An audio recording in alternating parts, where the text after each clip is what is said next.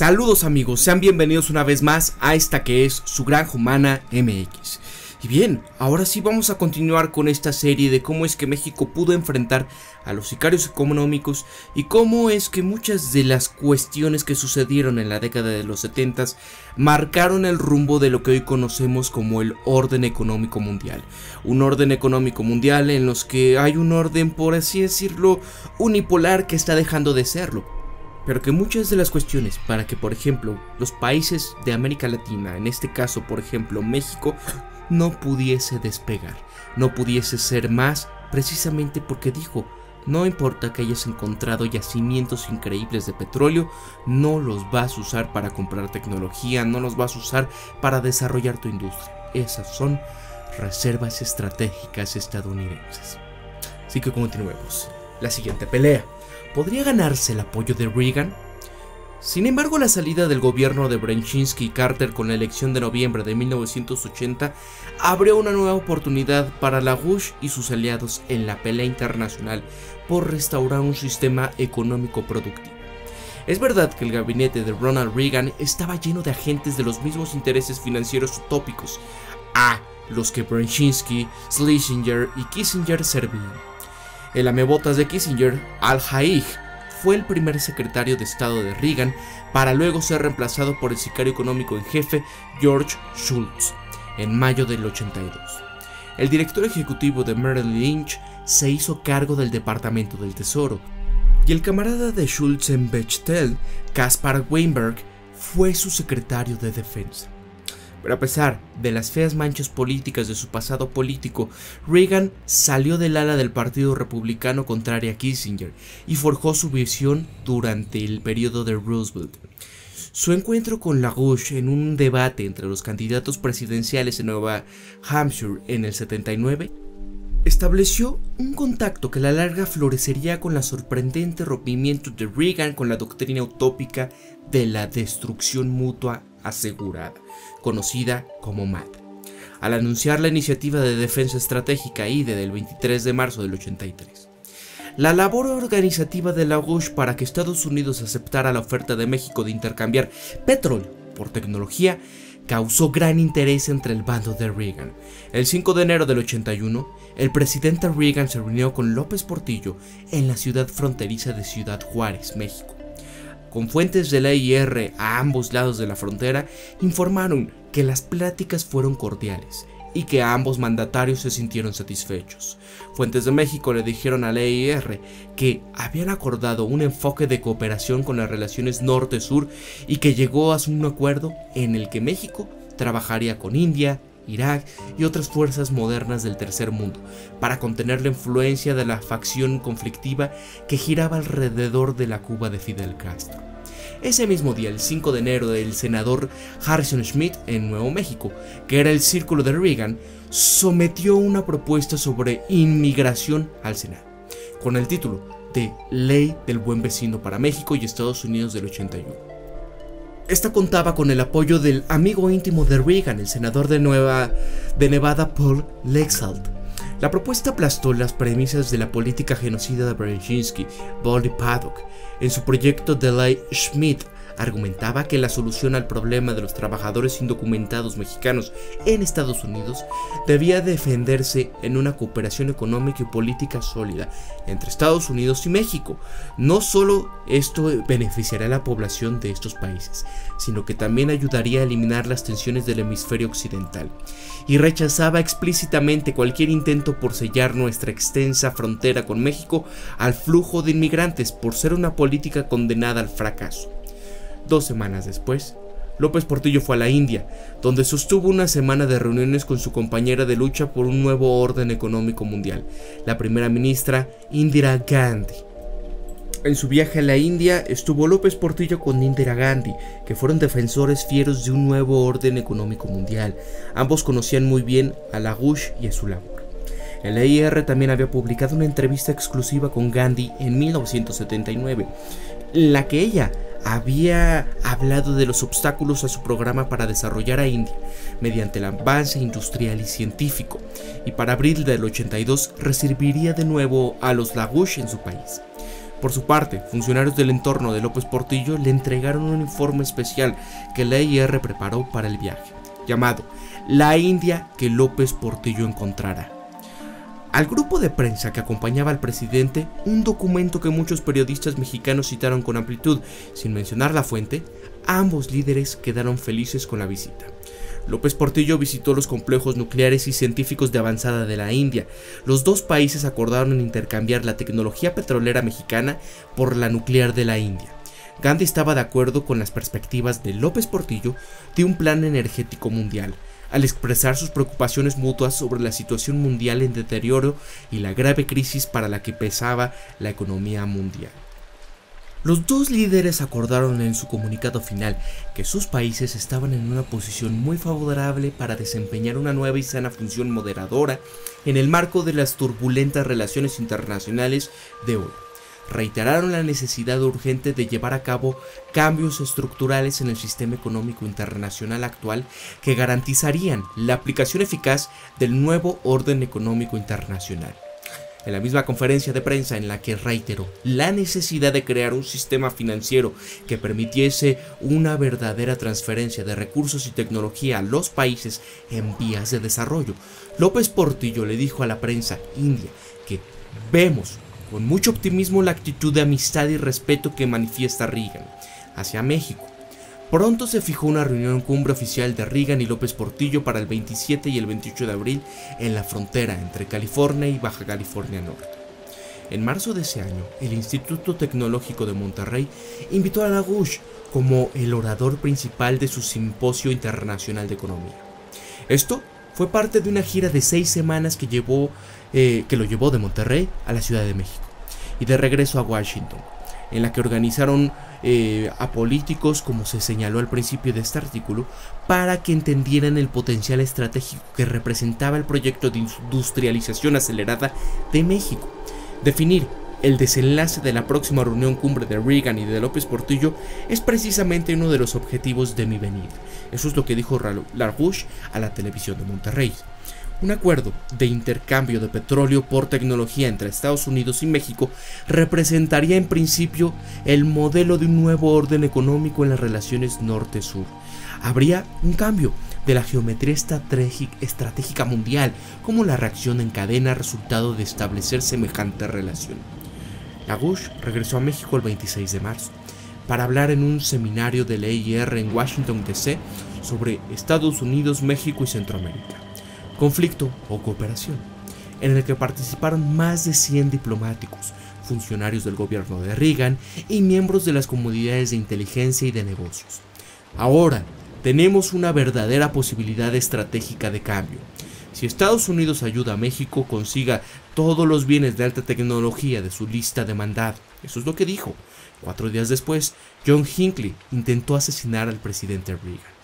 La reunión de López Portillo y Reagan se pospuso, pero en cuanto este último se recuperó, la reprogramaron para el 8 y 9 de junio, esta vez en Washington, D.C. Sin embargo, la intentona de asesinato fue un recordatorio de que tan decididos estaban los financieros a que la República estadounidense no se saliera de su control, como lo habían hecho en repetidas ocasiones desde su fundación. Y en el gabinete de Reagan había muchos representantes de estos intereses que estaban empeñados en resguardar a la orientación del mercado común de Norteamérica y al control de las migraciones para bregar con México. Cuando por fin se llevó a cabo la reunión cumbre, ambos mandatarios se mostraron satisfechos, sobre todo López Portillo. Al despedirse de su contraparte mexicana, Reagan habló de lo feliz que lo hacía que la reunión hubiera estrechado las relaciones entre nosotros y ellos. Hemos llegado a un acuerdo básico sobre la necesidad de fortalecer las economías de las naciones menos desarrolladas para traerle el progreso económico y social a sus pueblos. De inmediato, se emprendió una guerra económica total contra México. El 17 de julio, López Portillo le dijo a los mexicanos que había una conspiración internacional para destruir la economía nacional, mientras los financieros emprendían una fuga de capitales, tomándola con estos empedradillos bancarios que le aconsejaban a sus clientes comprar dólares. Prometió que iba a defender el peso como a un perro, y le recordó a sus compatriotas que aunque los mercados monetarios los gobierne un orden injusto, México somos nosotros los mexicanos, los que estamos aquí, los que tenemos a nuestras familias aquí, cuyo destino está aquí y que nos quedaremos aquí y los que haremos a nuestra nación grande o pequeña. Eso fue lo que dijo. El EIR informó que la Comisión Trilateral de David Rockefeller encabezaba el asalto contra el país, con el apoyo del Wall Street Journal y Exxon Corporation, empresa que empezó a boicotear al petróleo mexicano. Para febrero del 82, la implacable fuga de capitales estalló en una crisis de la deuda, lo que obligó a López Portillo a devaluar el peso 28% y a imponer medidas de austeridad. Las relaciones de Estados Unidos con Iberoamérica recibieron un fuerte golpe unos meses después, cuando Gran Bretaña despachó 2/3 partes de su flota naval a una guerra contra Argentina, luego de que este país reocupara sus Islas Malvinas el 2 de abril del 82. LaGouche de inmediato le pidió al gobierno de Reagan que hiciera valer la doctrina Monroe y que evite la intervención militar europea en el hemisferio. Los británicos no tienen ningún derecho a reclamar las islas, declaró. Sin embargo, el grupo de Weinberger y Schultz, con la amenaza de que se romperían los tratados de la OTAN, se impusieron a los pocos dentro del bando de Reagan que defendían la neutralidad estadounidense. Así, Estados Unidos rompió los compromisos que tenían con los aliados iberoamericanos del Tratado de Río y se unió a la guerra británica contra Argentina. Encima de la crisis de la deuda que enfrentaban todos los países de Iberoamérica, se echaron a la basura décadas de relaciones de Estados Unidos con el continente. A mediados de mayo, Henry Kissinger alardearía en la Real Instituto de Asuntos Internacionales en Londres que la guerra por las Malvinas había regresado a Estados Unidos a la retaguardia del colonialismo geopolítico británico. LaGouche, a quien se consideraba en toda la región como la principal figura política estadounidense que defendía la Iberoamérica, fue invitado a regresar a México en mayo, esta vez para reunirse con López Portillo. LaGouche salió de su reunión privada de 40 minutos en la residencia presidencial de Los Pinos para contestar las preguntas de los 60 periodistas presentes. Allí fue donde hizo su famoso llamado a que las naciones iberoamericanas defendieran a Argentina y a sí mismas, dejando caer la bomba de la deuda sobre Gran Bretaña y forzando así la reestructuración del sistema económico mundial. LaGouche más tarde informó que le habían dicho al presidente que los banqueros internacionales desmembrarían a México pedazo a pedazo y que debía de esperar que la crisis azotara a no más tardar para septiembre. También resumió cuáles eran las alternativas políticas. Al llegar a Estados Unidos después de participar en reuniones privadas con personalidades mexicanas importantes en otro viaje a México que hizo en julio, LaGouche escribió su famosa Operación Juárez, una propuesta que planteaba cómo Iberoamérica podía obligar a los países industrializados en ese entonces a sentarse a las mesas de negociaciones para abordar la muy propuesta reestructuración del sistema financiero mundial. Eso, de reunir sus fuerzas, declarar una moratoria conjunta a la deuda y combinar los recursos entonces todavía ricos de la región para su defensa común a través del mercado común iberoamericano. La guerra económica contra México no se dio un ápice hasta el 1 de septiembre del 82, cuando López Portillo le anunció a la nación en su último informe de gobierno que acababa de imponer el control de cambios y de la nacionalizar el sistema bancario privado y el Banco Central para defender el bienestar de la nación. Informó que el gobierno tenía pruebas de que se habían sacado 54,000 millones de dólares del país. Imagínense en aquel entonces, eso era una cantidad increíble de dinero. Y decía que era probable que esa cifra creciera en lo que los funcionarios estructuraban los registros de los bancos privados para determinar cuál era la real. Acabaremos con la especulación y el rentismo, de los pocos que no producen nada, pero que despojan a los que producen. Eso es lo que dijo: México vivirá. Como Reagan era el presidente y López Portillo estaba por dejar el cargo el 1 de diciembre, se contuvieron las amenazas militares. De otro modo hubiera recibido México si él hubiese seguido. Y los sicarios económicos concentraron su ofensiva en asegurar que el siguiente gobierno de México entendiera que había que darle marcha atrás a las medidas de López Portillo. Punto. De hecho, así fue, empezando con el presidente de la Madrid. El 30 de septiembre, George Shultz le dijo a la Asamblea General de las Naciones Unidas que los días de financiamiento para el desarrollo habían acabado y que Estados Unidos no toleraría la oposición al Fondo Monetario Internacional. Los problemas inmediatos de las deudas pueden manejarse si somos sensatos y evitamos tomar medidas desestabilizadoras, pero la magnitud de la deuda externa siempre reducirá de manera casi inevitable los recursos disponibles para el préstamo con fines de desarrollo. El ajuste económico es imperioso y el Fondo Monetario Internacional puede proporcionar ayuda y orientaciones vitales. López Portillo, que habló ante el mismo organismo el día siguiente, le respondió a Schulz: las naciones del mundo deben enfrentar la realidad. O cambiamos el sistema económico, o es posible que el mundo entre a un nuevo oscurantismo medieval. No podemos fracasar, le dijo a los dirigentes del mundo. Está en juego no solo el legado de la civilización, sino la sobrevivencia misma de nuestros hijos, de las futuras generaciones de la especie humana. Tiempo después, los colaboradores de Lagouche se enteraron de que López Portillo, en sus asediados últimos 4 meses de gobierno, habían tratado de convencer a naciones clave de Iberoamérica de seguir la estrategia de Operación Juárez de Lagouche, al instar al presidente argentino Leopoldo Galtieri y al presidente brasileño João Baptista Figueiredo a unirse a México para declarar una moratoria a la deuda. De ahí el conocido pago no tengo, debo no niego, pero desgraciadamente saben cuál fue el desenlace. Uno en el que se comenzó a hacer el consenso de Washington, la imposición de medidas que no eran para nada democráticas en todos los países de América Latina, y en donde lo que ahorita muchas naciones de Europa están viviendo con todas estas reformas al sistema de pensiones, reformas o reestructuraciones en el tipo de manejo de los recursos estatales para disminuir gastos de educación, gastos de seguridad social, el gasto a la salud, el gasto en la educación, etcétera. Todas estas cosas que ahorita lo están viendo derivado de todas estas reformas para la reestructuración de las deudas, por ejemplo en Grecia, por ejemplo en Irlanda, etcétera. Todo eso se vivió aquí en México en los 80s, y es en donde desgraciadamente estos organismos internacionales pueden apoderarse del destino de una nación.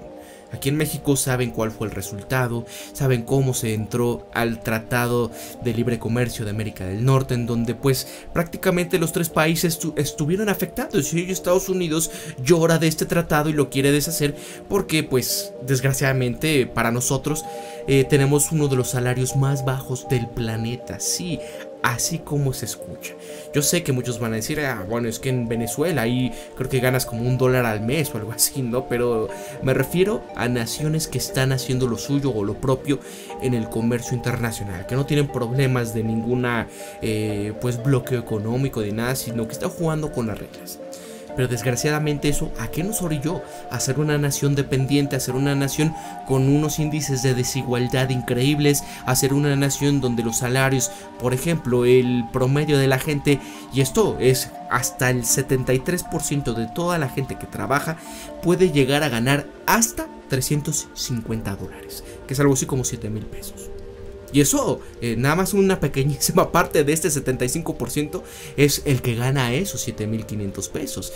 Porque gran parte de ellos no ganan ni el sueldo mínimo, ganan muy poquito. Y solo el 4% de la población en México, de la población económicamente activa, puede ganar arriba de los 13,500 pesos, o que es lo mismo, algo así como unos 650, $700 aproximadamente. Entonces, dense cuenta ese tipo de salario. ¿A quién le permite realmente llevar una vida digna si tiene que depender de un salario? O sea, es decir, que no tiene su negocio, que no tiene las posibilidades de venderse a un mercado laboral en el cual pues que sea más ameno. Y ahora que viene toda esta nueva automatización laboral, ¿qué va a pasar con los ríos, o más bien toda esta masa de gente que trabaja en las fábricas, en las maquiladoras de autos, en las maquiladoras de ropa? ¿Qué va a suceder? Esto es terrible, porque la tendencia fue desmantelar absolutamente todo. ¿Sabes que México quieres entrar al Tratado de Libre Comercio? Bueno, tienes la obligación de quitarles los incentivos al campo mexicano. No los vas a poder subsidiar. Adiós a los subsidios. ¿Y qué pasó con el campo mexicano? Se fue abandonando y se fue con esta idea de aquellos Chicago Boys de que se compra en el extranjero porque nos es más barato. Intercambiemos petróleo por comida y con esto podamos redirigir el dinero hacia aras de ¿qué? ¿En qué se terminó haciendo? ¿No? De especulación, de robo, para que todos estos políticos corruptos que afortunadamente ya perdieron el poder aquí en México, pues se forraron enormemente. Se creó ahí la casta de los super ricos que hoy tenemos en este país, y fue a raíz de ahí, justamente, en donde pues desgraciadamente se forjó esa conocida mafia del poder en el país, que va de la mano obviamente con estos organismos internacionales y que pues a ellos les deben. O sea, así tú puedes ver a un Carlos Slim súper rico, súper poderoso, etcétera, pero ¿quién fue el que le dio eso? Fue Salinas de Gortari, le dio la empresa Teléfonos de México. Hay todas las empresas que anteriormente pertenecían al Estado, eran empresas productivas del Estado, pasaron a ser a manos de privados amigos o gente allegada a los presidentes. Por ejemplo, en Argentina, de Carlos Menem, ya saben quién es su casta de super ricos, derivado de eso, en el 89-99. En Brasil, con Fernando Henrique Cardoso, del 94 al 2002. Aquí, Carlos Salinas de Gortari. Como tuvimos todo eso en el 88 al 94. En Perú con Alberto Fujimori, en Colombia con César Gaviria, etcétera. Todo después del consenso de Washington. ¿Qué es lo que sucedió y cómo las naciones pues desgraciadamente terminaron pues en lo que hoy en día somos? Países eternamente en vías de desarrollo.